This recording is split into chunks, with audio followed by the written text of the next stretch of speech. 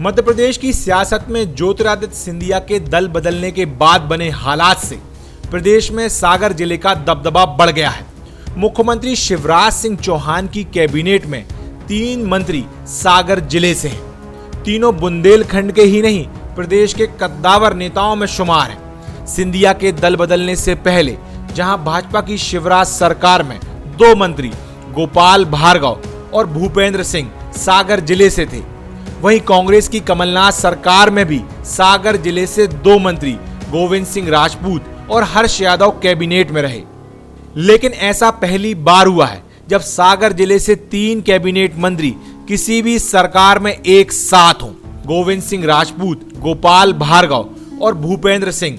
इस लिहाज से देखा जाए तो आज की स्थिति में सागर जिले का दबदबा पूरे प्रदेश में बड़ा है।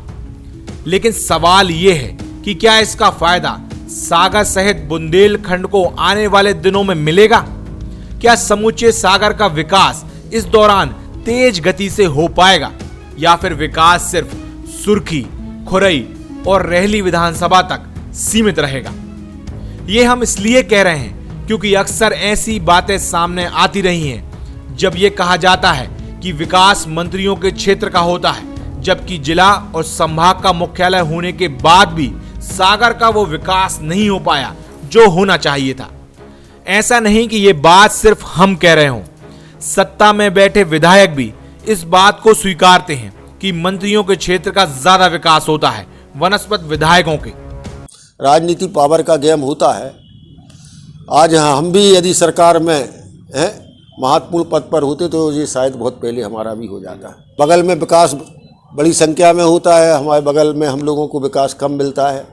मंत्रियों की है कम होती है, विधायकों की संख्या है, उस अनुपात से हमें उतना ही बजट मिल पाता है। मंत्री जो होते हैं, हमने उदाहरण देखा है, रेहली गड़ाकोटा का उदाहरण माननीय गोपाल भार्गव जी का हमारे सामने है।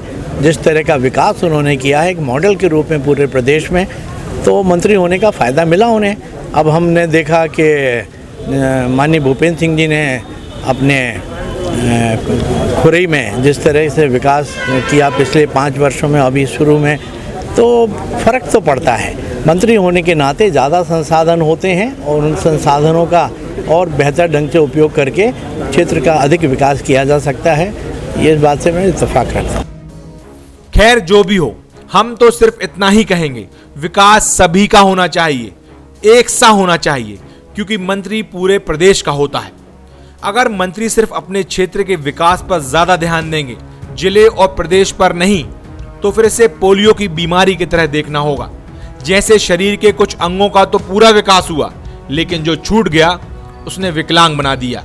इसलिए उम्मीद है कि सागर में अब रोजगार भी होगा, अच्छी शिक्षा और स्वास्थ्य सेवाएं भी मिलेंगी, अच्छी सड़कें, बिजली पानी की पर्याप्त व्यवस्था होगी।